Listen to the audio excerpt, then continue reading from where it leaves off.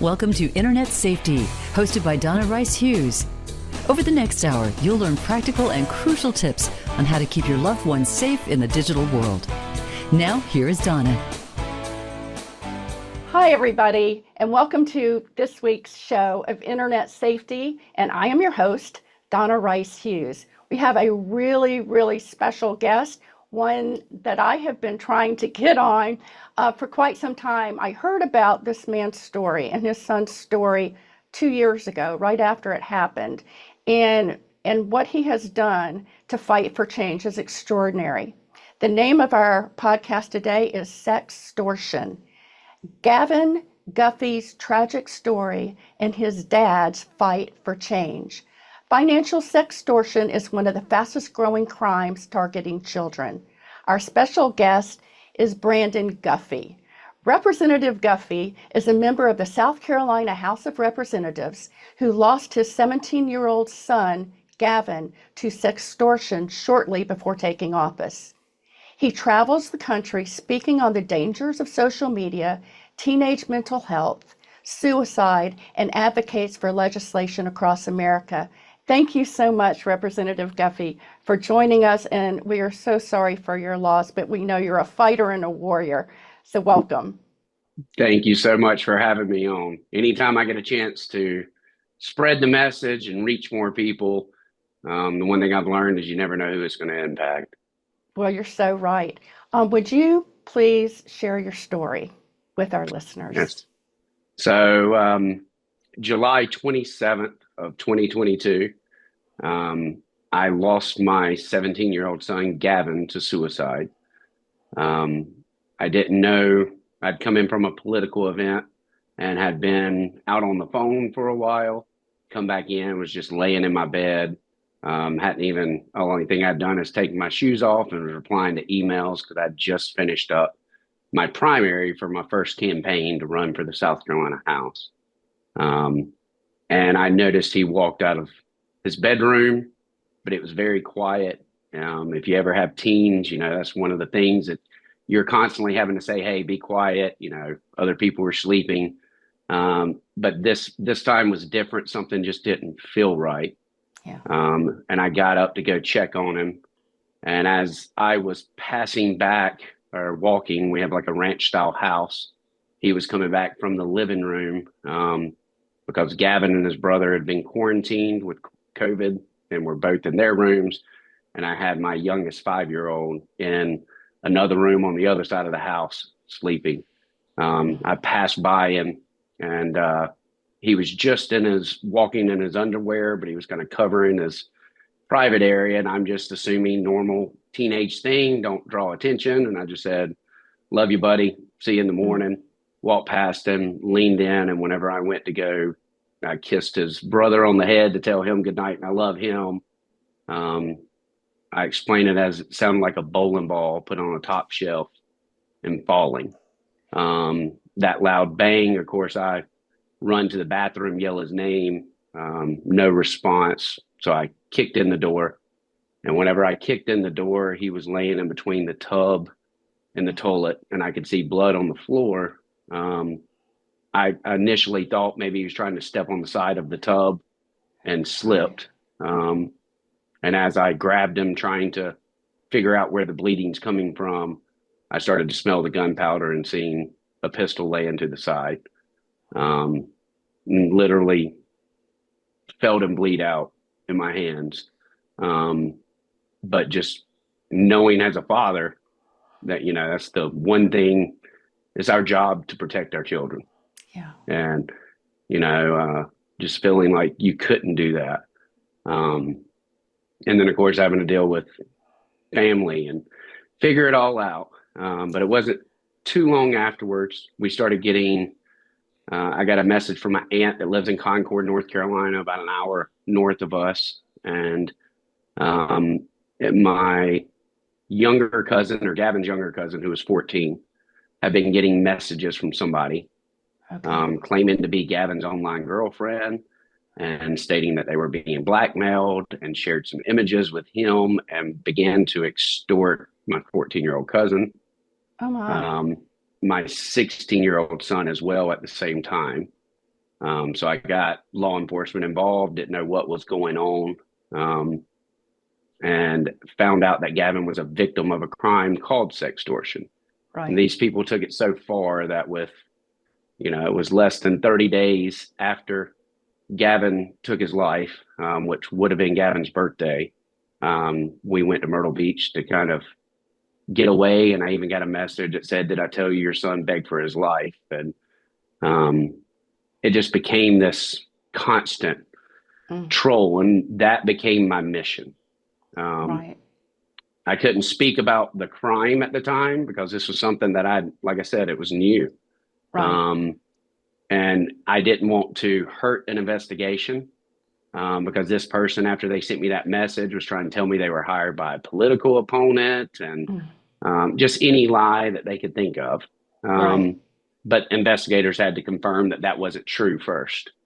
Right. And so I just began looking into mental health and really trying to talk to teens about mental health. Wow. That's an incredible story. You said you noticed something was off with him that night. And I remember you telling me, Brandon, that you all had a close relationship. I mean, Yes. yeah, you had a close relationship. Sometimes, we think, oh, maybe there's an out of touch parent or whatever, but no, not in this case at all. And did you feel like Brandon could come to you with anything? I mean, I did. I felt like the biggest things that you might be ashamed of to Yeah. speak to a parent about, Gavin and I had already had those conversations. Gavin Right. was like, I like to say Gavin was like everyone's kid because everyone can relate. He was the kid that was going to mess up at times. And I want my kids to get in trouble, just not to make any life altering decisions because that's the best learning tool that there is. Sure. But we had to have a hard conversation whenever he experimented with drugs. Sure. And I knew that he had been sexually active. And those are conversations that are very difficult for a teenager to have with a father. But we had those open, honest conversations at a younger age than I wanted to with him because he was so rambunctious. So I didn't feel like this was anything that he couldn't come to me and talk to me about. Let's talk about what sextortion is. I'm assuming you didn't know about sextortion before this Right. happened. Can you describe to our listeners what it is actually? Sextortion is essentially the simplified version is someone pretending to be someone else online, typically of the opposite sex, that pretends to show interest. You start exchanging messages and then they start exchanging images. And this happens very quickly. For many people my age and older, this is not something common. And the simple solution is just don't send pictures. But what we have to realize is the younger generation is raised on Snapchat. It's not uncommon for them to have online relationships and to have these exchanging of images between one another. And they feel safe because they're always told, Snapchat will notify you if someone takes a picture or a video of this. So they feel like it's safe and it's going to disappear. So there's no harm, no foul. But once they receive pictures, they began to blackmail the person. So there's 3 types of sextortion now. The original is traditional sextortion, which started off mainly with teenage girls. And I like to refer to that as grooming. Yes. Because they take a picture of a girl and then they start to blackmail them that if you don't send me another picture whenever I ask, then I'm going to share your images with everyone on your friends list. And I'm going to make this go viral. And let's just make a point here, Brandon. We're talking about sexual images, and that's Yes. why these kids are getting shamed into silence, feeling like the girl in this case, well, now she's got to send more pictures or even videos of herself doing things sexually in order to keep this quiet, right? Correct. And these are, for the most part, these are underage kids. So this is Yes. child sex abuse material to begin with. Yes. And yet these scammers will send them out to their family and friends and everyone on their friends list in an instant messenger. Well, Yeah. these teens, we are so busy as adults telling them that everything that you do online will affect the rest of your life. Matter of fact, we're Yes. not just telling them, we're showing them in our political climate whenever we're looking at what someone did 10 years ago and trying to shame them for their mistakes. Right.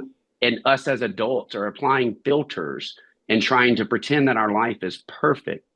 I use the example whenever I'm talking to teens often that it took me 30 years to become a Christian because I Mm-hmm. thought everyone was either perfect or a hypocrite. And Mm-hmm. it wasn't until I learned that we all fall short of the glory of God that I could Amen. accept Christ and move forward. This is the same stress that we are putting on our teens. We are pretending that we have it all figured out and that we have all the answers in the world, and our teens feel like they are making a mistake every turn that they take.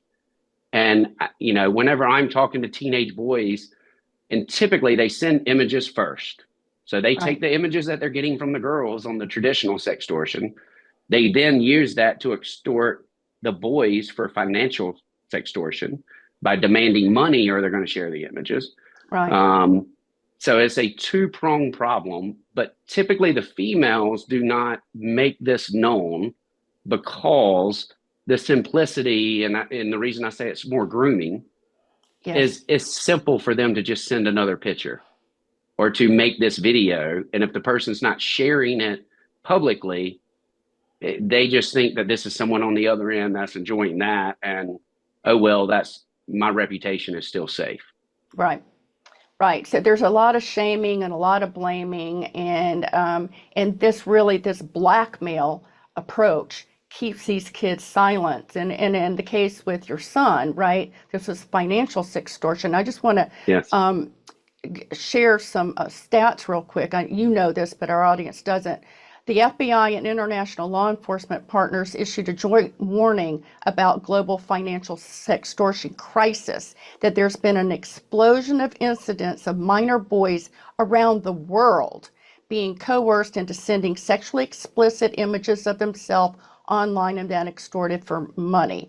The report was issued by the National Center for Missing and Exploited Children and Thorn, another group. Anyhow, here's the number. Sextortion increased by 82% from 2021 to 2022. There were 12,600 victims, mostly boys, and 20 suicides. This was the FBI 2024 report, and I'm assuming one of those was your son. Is that right? There is a total of, and that FBI report, the last statistic that I saw, and as I'm going around speaking, was Nick Meck said that 1 out of every 17 teens have become victims of sextortion. So Mm. that's a child in every middle school and every high school class in the United States that has become a victim. Snapchat said 2/3 of all of their users had been targeted for sextortion. And another point that I think is important for our listeners to understand is sexting. But before a lot of this really started, kids were sexting. The numbers are Yes. extraordinary. And that is amongst themselves, sending nudes to each other, boyfriend, girlfriend, that kind of thing, and thinking that this is normal, it's a rite of passage, everybody's doing it. And I think that really started desensitizing these kids about even putting this out there to someone they could so-called trust. And oftentimes that Right. person would then turn on them. Revenge porn came out of that, et cetera, et cetera. But why do you think that this crime is escalating like it is right now? Number one, it is lack of big tech doing the right thing. They have the ability to stop this. There is no reason that they should allow child sex abuse materials to exchange, whether it's over text, whether it's over their platform. And they hide behind Section 230 which is a federal section that was created in, I think it was 1998. Mm-hmm. And I often say in 1998, it took me 30 minutes to download a Wu-Tang Clan song. That's how much the internet has changed. Right. And yet they're necessarily not held responsible for anything that is posted on their sites as long as the person is 13 years of age and older. So they have no duty of care to implement these. I view big tech as this generation's big tobacco. They know the harms that they're causing. They have the ability to stop it, and yet they spend more money fighting it than they do in just fixing the problem. Well, you're exactly right. And, I've been working on these issues since 1994, really at the advent of the internet. And that Communications Decency Act was the first piece of legislation that got passed, and Section 230 was part of that. And the original intent, as I'm sure you know, was if a company, and then there was just a few, there was AOL, Prodigy, if they made a good faith effort to protect kids from getting pornography online from the pornographic websites that were out there, and they tried to filter it and something got through, they wouldn't be liable. So that was the whole intent of 230. Then the federal courts got everything all flipped around, and what ended up happening through a lot of decisions in the courts was that this blanket immunity started to happen because of court decisions, not because of the way 230 was originally written.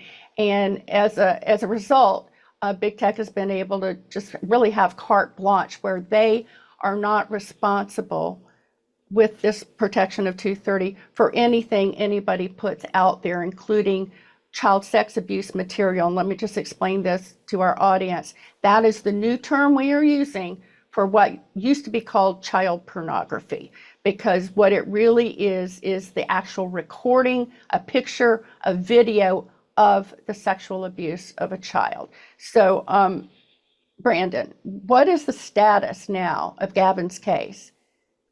So Gavin's case is still active, so I can't comment too much on it. But I will say, if it wasn't for my faith in our law enforcement and being able to handle this, I wouldn't be able to focus on my advocacy of warning other parents. I am a little bit more of maybe it's an old school mentality, but I want vengeance for my son. And I'm not the person that needs to be chasing these, because I would only harden my family further. I need to allow the justice system to work. And so I was able to take that trust in our law enforcement and focus on the legislative side, or how I can aid law enforcement, but not just particularly in Gavin's case, but to keep any additional children from feeling the way that Gavin did, and to keep other parents from feeling the way that we have.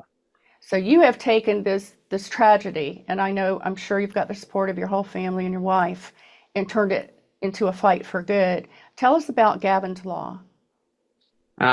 So as far as let me start at turning the tragedy into something good, because I believe it's very important. But whenever you lose a child, I can't explain the pain.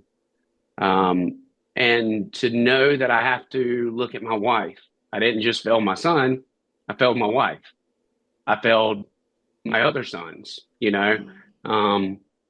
that's a crippling grief that you can't explain. And I wanted to get out of politics. And my wife said, absolutely not. You're one of the few people that can get in and make a change. Yeah. So I started putting that focus, but I'm still the guy crying in the corner that just can't get out of bed in the morning. And we had another 14-year-old in my community also named Gavin, took his life. Oh, no. And at that point, that anger, that protectiveness come out, and it's like, all right, I'm taking this on. This will be my mission. So once I was elected and I came into the House, now granted, I didn't go to orientation because I was dealing with the grief of Gavin. So my first day in the House was the day I was sworn in.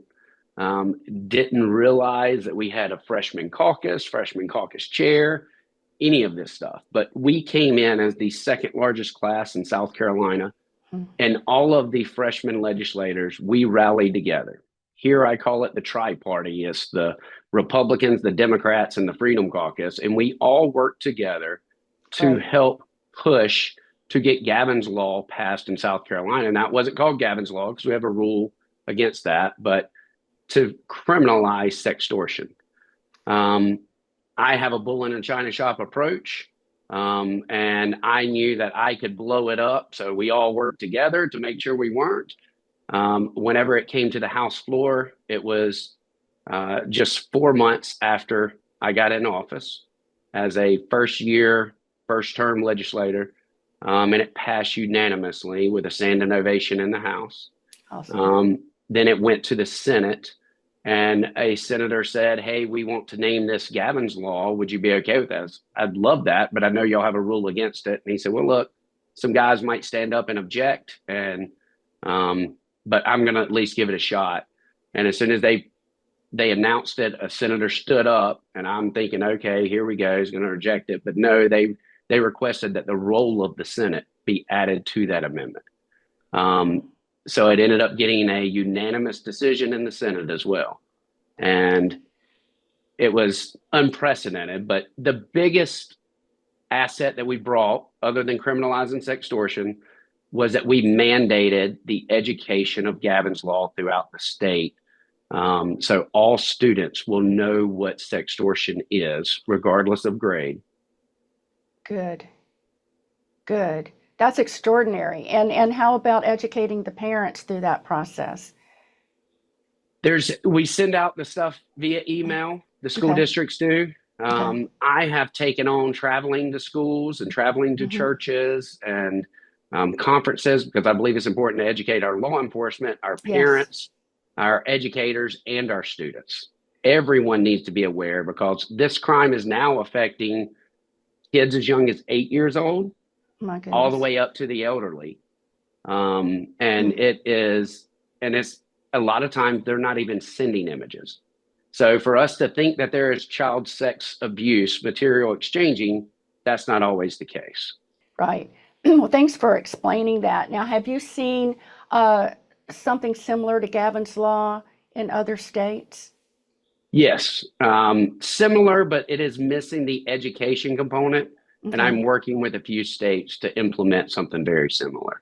Good. Well, first of all, a big applause to you, and a debt of gratitude to your wife for saying, get out there and fight for all these other kids and all these other families, and turn that pain and that grief into something positive.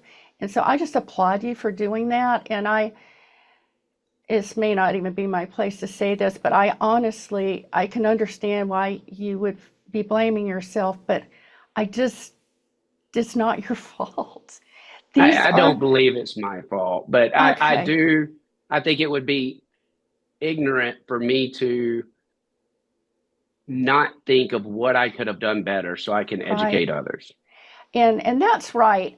When we come back from break, we're going to take a quick break, but I do want you to be thinking about, on the other side of the break, what you would do differently now that you know that could have prevented this, because what you have learned could possibly prevent this from happening to another child and to another family. So thank you, Brandon. We're going to take a quick break, and everyone will be back in 2 minutes. So please stay tuned. We've got a lot more to cover. And we're also going to talk about, on the other side of the break, what big tech CEOs are doing to protect their kids. And you are going to be very surprised.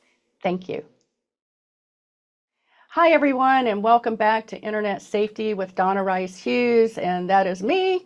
I am your host, and we have had a very incredible first segment with Representative Brandon Guffey from South Carolina, who has been sharing his story of his 17-year-old son who was sextorted and committed suicide, and now what he is doing to fight back. And while we were on the break, Brandon, we were talking about still how hard this is for you and for your family, but that you still have 2 sons that you're raising. Tell our audience what we were talking about and what you were sharing about how your focus is with these two boys. I was saying, I have, I've had financial success, but now I have a mission in life, and this is my focus until the end of my days. Um, and it's still tough for me to get out of bed sometimes and get going and face these problems. And what allows me to continue to do that is I try to think about what advice would I give my sons. I'm trying to raise two young men, and I need to show them how to face adversity.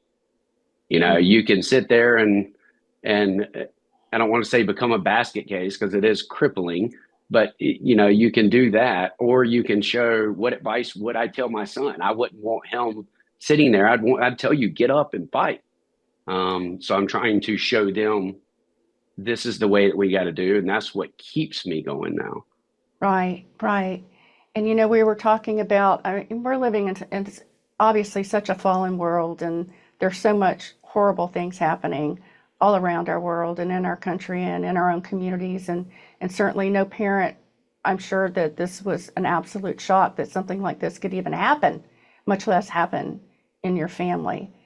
But we know, as a believer, as a follower of Jesus, as you are, as I am, that even when horrible tragedies do strike us, that God gives us a promise in Romans 8:28 and 29, that he will cause all these things to work together for good. And so I just applaud you for walking into that promise and using your pain and your tragedy, which still, as you say, it affects you every day, and turning that into something positive. I can't even imagine, Brandon, how many kids' lives, because of your voice and because of your advocacy, you're going to save. Yeah, and that is the goal. And I'm very, one of Gavin's last Instagram posts, he just came back from Young Life Christian camp. Oh. And he was quarantined, but he gave his life to Christ while at camp. And he mentioned that, and he said that Jesus has filled a hole in his heart that no drug ever could. It makes it difficult because I felt like he was living his best life whenever this happened. And as you said, God has a way of putting you where you need to be. But I hate to say everything happens for a reason, but everything's part of a plan. And I believe that I was built for this time. My career started off in advertising and marketing at the beginning of the Web 2.0 launch, at the beginning of algorithms. I have watched this stuff. And as a parent that was aware of many of these dangers, not the sextortion part of it, I took all those precautions that you could as a parent. Right. And yet my son still fell victim. Well, again, I just applaud you and thank you for coming on our show. And I'm going to just go to a recent article, and I know you saw this because it was powerful, in the Atlantic. And the article is titled "Tech Leaders: Unfounded Reasons for Pushing Social Media on Other People's Kids." Great article. But here is, I'm so glad that they put this in this article. Let's see what the big tech CEOs are doing to protect their kids. Steve Jobs limited his kids' use of technology. TikTok CEO doesn't let his kid on TikTok. Bill Gates limits screen time and no phone until 14. By the way, this is all great advice. Google CEO, no phone to his 11-year-old. Zuckerberg, Meta, monitors his kids' screen times and no photo sharing on Instagram. Snapchat CEO limits his 7-year-old son to 90 minutes per week, not per day. These steps that they are taking, first of all, it's good advice for every parent, right? But it also shows that they know exactly how vulnerable these kids are, doesn't it? Yeah, I mean, and the perfect example is Zuckerberg's the only one that can stop photo sharing for his kids, while our kids are getting pornographic photos sent to them consistently. Right. Um, that shows you there is the ability to stop that. You're Right. just not making it available for other people's kids. Screen time is something that I had. Matter of fact, Gavin would get angry at me because he was in school and they would ask him to look up something and he would have to get parental permission to for me to approve for him to go to a website. I was confident that he was not able to look at pornography with the parental controls that I had. Yeah. However, whenever I got his phone back, his Twitter or X account, he had 3 accounts. Two Yeah. of them were full pornography, and they're Oh my allowing goodness. 13-year-olds on there. Yes, of course. Right. And well, the big push, well, we've been pushing for so long is age verification technologies. And now some of these companies are starting to do this, but the practice has been to a kid, 8 years old, are you 13? Click here. Or all they have to do is lie about their age and they're given access. Another thing on social media, as you know, a lot of parents may have forgotten this, but these companies, well, if there was Facebook and MySpace back when all this started, they were designed for 17-year-old and olders. They were designed for college kids to network and connect.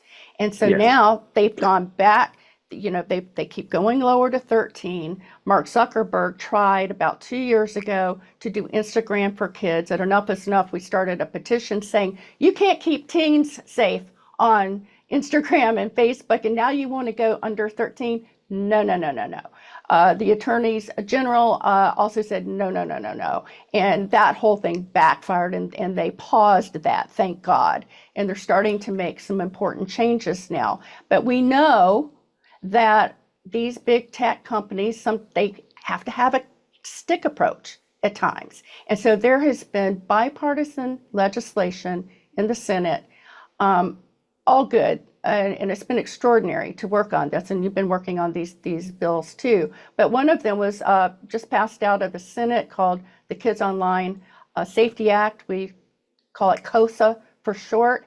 And just recently, it passed out of the House Energy and Commerce Committee. So this is good, but parents don't realize, well, why can't Congress just fix this? Well, COSA's been in the works for 3 years now, trying to get it passed and signed into law.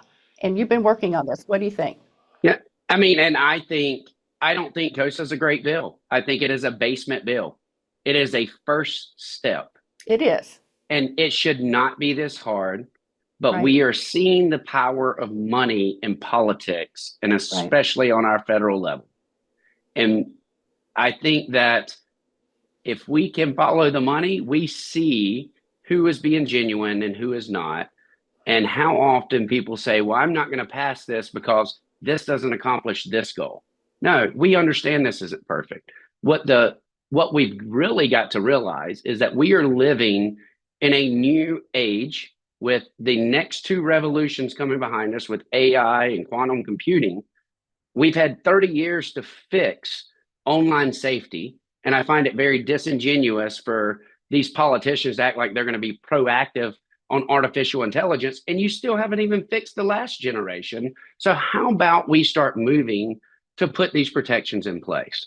Exactly. But the matter of fact, I mean, the problem that we have is we have currently the least effective Congress since the Great Depression. And I firmly believe that the reason we do is also due to big tech and algorithms that is dividing our country and keeping people, feeding them in their own echo chambers. So nothing ever get passed. And it's always my way or no way. And we've got to learn the art of, if we put politics in a football stance and marching it 5 yards to the right is conservative, marching it 5 yards to the left is Democratic, then we've got to learn to take 5-yard wins and quit chunking Hail Marys and never moving the ball. Yeah. No, I hear you. It's been an incredible frustration for me, 30 years in this battle. And I keep thinking, when we started, our mission was to make the internet safe for children and families, and it was a 3-year goal. We were just Yeah. going to, this is 94, okay? We were going to check that box. We're just going to bring all the laws in the physical world and apply them to the internet. And that's what we started doing with the Communications Decency Act. So let's talk about what do these big tech platforms need to do, in your opinion? Meta just came out with some new announcements. I've seen them. I looked at a PowerPoint yesterday with the Meta team. I am encouraged that it's in the right direction, but what more do they need to do? Well, as far as Meta's, and I believe I said this before we got on, but my response to that is I equate it to your dog crapping on the porch instead of crapping in the house. Like, it was a step forward, but it's not what you want. Meta has the ability to stop this stuff already. Matter of fact, Meta is the ones who crossed the line. If we truly want to stop all of this, we could with the snap of a finger, and we could do it through two companies, Apple and Google. If they controlled their app store and said, your application is causing harm to teens, we're going to suspend the use of your app until you correct this, the problem would be solved. I often use the example of Apple, like you said, the digital world and the physical world, and our laws for some reason are different. But Apple houses more child pornography in this world than anyone else, and they do it in the name of privacy. Let's apply that to the physical world. If I said I'm going to open a storage facility and only store guns, the majority of people are law-abiding citizens, but I'm also going to store guns for criminals and for terrorists. And the only way that you can get into this, Mr. Law Enforcement, is if you have this person's digital ID. We would think that's ludicrous, but that is exactly what Apple does with child pornography. Well, you're right. There's just so much more that can be done. And I just want to stress for our listeners that when it's at the federal level, I don't know what's like at the state level, because states are really doing a lot because they're tired of waiting on Congress to get things done. And so we've seen a lot of success at the states, just like with you and Gavin's law. But the big tech lobby, I mean, they're putting so much money into fighting these laws, and the intimidation factor is pretty extraordinary. So there really is still a putting profits over the safety of kids. And I have to tell you, have been pleased with our Surgeon General issuing warnings.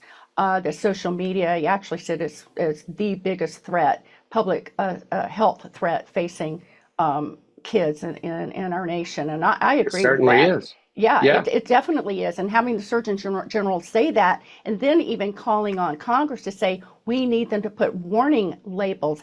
Yes, hello. I always say to parents, this device is a tool, not a toy. Start teaching your kids this at a very, very early age. So I want to get to warning signs, Brandon, and your advice to parents. Let's talk about prevention. Well, just as you said earlier, you made a great comparison of what we are seeing now with big tech being the equivalent of big tobacco. Yes. How did we start fighting big tobacco? It started with warning labels. Exactly. And warning labels is something that we can put on every app store. And why are we allowing 13-year-olds to make the decision if they want to download an app? Why are we allowing 13-year-olds to be able to access pornography, period, unless there is some type of age verification? The message gets spun as if we are violating people's privacy rights because we are trying to verify your age prior to getting on, which can be done through IMEI. It doesn't have to be done through physically uploading an ID. And it's not perfect because your kid could get your phone and look at pornography, but they're gaining the access of something that is only there available to 18-year-olds. And these warnings, whenever talking to parents, I am a Southern Christian conservative man, gun loving. I have all the guns in the world, or I had all the guns in the world to protect my family from everything outside. My mentality was bring it on. What I didn't realize is that these criminals could attack my child in the privacy of my home. Exactly. And we need all of those safeguards in place. And luckily, we have a few tech companies that are working that way. I find Meta very disingenuous. I don't, of course, I'm suing Meta directly, so there's no love lost there. But there are some companies that are taking a step in the right direction, but it's not good enough. If it was their kids, and it won't take but one member of Congress to lose a child, unfortunately, it would have to be one of their grandchildren, because we're not electing people of the right generation to lead this country. But it would take that loss for this change to happen.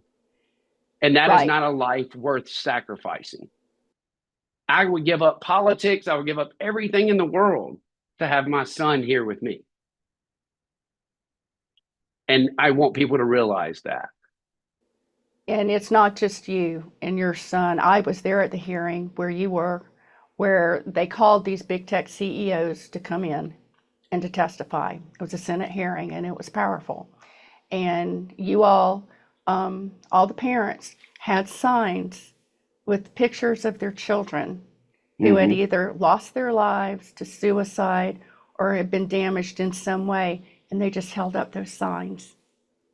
Yeah. And it was so powerful. And I think it was Senator Josh Hawley said to Mark Zuckerberg, turn around. Look at these parents. Look at their signs. What do you have to say to them? You could hear a pin drop, right? Yeah. He just put them on the spot. And, you know. But it's like whenever I ask my 6-year-old to apologize, it's disingenuous. Yeah, that's true. Well, there's so much more they can do. And this is, I love the big tobacco analogy. I actually did a TED talk and I used that and wrote a Fox News piece to treat big tech like big tobacco. That's one of our big themes. And because when the public health impact, which we now know about, it's not just social media, it's the harms of pornography. The amount of kids getting hooked on hardcore extreme pornography is unbelievable. I mean, they're one of the largest starting consumers. At age 10 now. And even younger. And because they have access to it, and it's not your father's pornography of 20 years ago. This is, material depicting teen rape, violence. About 90% of it shows some kind of violence against women. And pornographers are making billions of dollars. And there is no, the laws that we got passed in Congress, all bipartisan in the 90s, were struck down by the Supreme Court. So we don't have those protections. And so I want to just stress to every parent out there to understand and to stress to your kids that when you give that child an internet-enabled device, whatever it is, it can be a gaming device, it can be a smartphone, it can be a computer or a laptop, you're opening up the entire world of the internet, all of the good and all of the bad. And the way it works, it's open. You as the parent have now got to pull that back yourself through parental control tools and through what we call safety rules and software tools that we encourage parents to implement in order to help your kids have a safe and rewarding experience and stay away from the bad content, the evil people, the sextortionists, the predators, the traffickers, et cetera, but still be able to use this technology. So what advice are you giving parents as you travel around the country? My number one thing that I try to speak about, there's two things. Number one, with parents, we need to train our child for the road ahead. We don't need to change or try to train the road for the child. And that is what we are trying to do. But we've got to get that awareness out. We've got to have those conversations with our children to let them know. However, just as sextortion was a new crime, whenever it happened to Gavin, this wasn't something that was publicized. But we've got to have those conversations. And then the other thing that we have got to have, and we have to lead by example, we have to show grace. I, for one, never delete anything that I put on social media. And trust me, I say a lot of stupid things. But I tell people often, if you think what I said yesterday was stupid, look what I said 2 years ago, and you will see growth. We have gotten too busy covering our own tracks and covering our own reputation and trying to pretend that we were just born and we're this perfect person now. And we're too busy at pointing and kicking everyone else down instead of lifting up. The only time throughout your time on this rock that you are really carried is the day that you die. What if you had 6 people to help carry you while you were alive? And if we want to fight the world's richest companies that have immunity, that are buying our congressional members to keep this stuff from happening, and flooding it with money and controlling the minds of our youth through algorithms, the only way that we are going to be able to do that is to lift each other up and say, you know what? We've got each other and we're going to stand up. And until a social movement, I truly believe, until a social movement says we're not investing in these tech companies that are acting irresponsible happens, I don't think that it will change. Because unfortunately, money makes the world go round. And even the most righteous of politicians, the people that I think that are fighting right, they look at it as, well, we can sacrifice one thing to save 100 more because it's more important to be empowered because you think you can control more. Well, if Congress has showed us anything in 30 years, it's how ineffective we can be with that mindset. We've got to get back to we are there for the people. And I firmly believe that a politician worries about the next election, a leader worries about the next generation. Amen to that. Amen to that. And I'm just so glad that you're in this fight now. When we started, there were 2 NGOs in '94. Now there are hundreds. And that's what we call a movement. And William Wilberforce is my role model, I suppose. And I think, it took him a lifetime to do 2 things: abolish slavery in England and restore England to manners. And it's really interesting. He was fighting an evil, but also fighting for a social good. And I think in a way that's what you just alluded to, because we've got to fight to make the internet safer for children and families. But we also want to be lifting up how important it is to safeguard the innocence and the dignity of every child, and to guard that innocence and to fight for that innocence, because they are our future and their lives are being devastated on so many different levels. And Brandon, I'm sure you would agree with this, but we always encourage parents to have regular conversations with their kids. If you've got them connected to the internet on some technology, and we actually encourage, wait and to give them a smartphone until they're at least in the 8th grade. They don't need a smartphone. They can have a flip phone so they can call you and you can call them. But they don't need to be internet connected, because now you're opening everything up, right? But to have regular conversations with them about what they're doing, who they're talking to, and help them understand that there's a lot of danger out there. And as a parent, you want them to come to you and be very careful not to blame and shame, right? And the new challenges we're facing with artificial intelligence, there are so many issues, and the best thing that you can do is stay plugged in. There are a couple of companies that allow you to monitor devices that has been very impactful, that while they're creating that, people like Meta are moving to end-to-end encryption so they can deny any knowledge of what's happening. So those are all big things. So Brandon, we could go for another hour for sure. There's so much more to cover. But I just want to give you the final word. We've got 2 more minutes. And could you let our listeners know how they can find out about your work, and if you have a website, etc.? Thank you. Yeah. So we started a nonprofit called Less Than 3. The website is less than the number 3, sc.org. And the reason that we came up with that name is the message that we started to share was tomorrow needs you.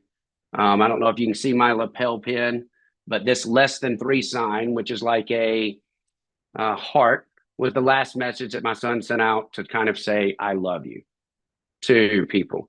But as I started studying suicide, a lady gave me stats and said that the majority of suicides are impulsive, but the time that it takes for someone to make a decision to commit the act is typically 20 minutes. But if there is a gun involved, it's less than 3 minutes. So my goal is to increase the less than 3 minutes further and further and further until we can get it to tomorrow. And we spread the message of tomorrow needs you to escape that impulsivity and to lift one another up. That is the best way. I don't know what I'm doing with running a nonprofit. I'm trying my best, but I'm working in many different ways, but as you said, we don't have enough time. And anyone that needs me, my cell phone number's out there online. I'm happy to reply. I deal with cases all the time. Thank you. Thank you, Brandon, so much. We'll have to have you back. And I just want to thank everybody for joining this week's podcast. And please go to internetsafety101.org. We've got all the information you need to learn how to protect your kids from all these dangers online many of them that we've talked about today. You can sign up for our free newsletter. And also, you can support us. We're also a 501c3, and I'm sure, Brandon, you're a 501c3, so you can take donations as well. And we want to encourage you, parents. We know you are probably feeling overwhelmed, but please remember that your child's not immune. Your wonderful, special child is not immune to any of these dangers, and it's so important for parents, for you, to be the first line of defense. So thank you so much, and until next time, be kind, give grace, and show love. God bless y'all. Have a great week. Thanks for tuning in to today's episode of Internet Safety with Donna Rice Hughes, designed to educate, equip, and empower you to keep your children and family safe in the digital world. Until we talk again, have a beautiful and safe week.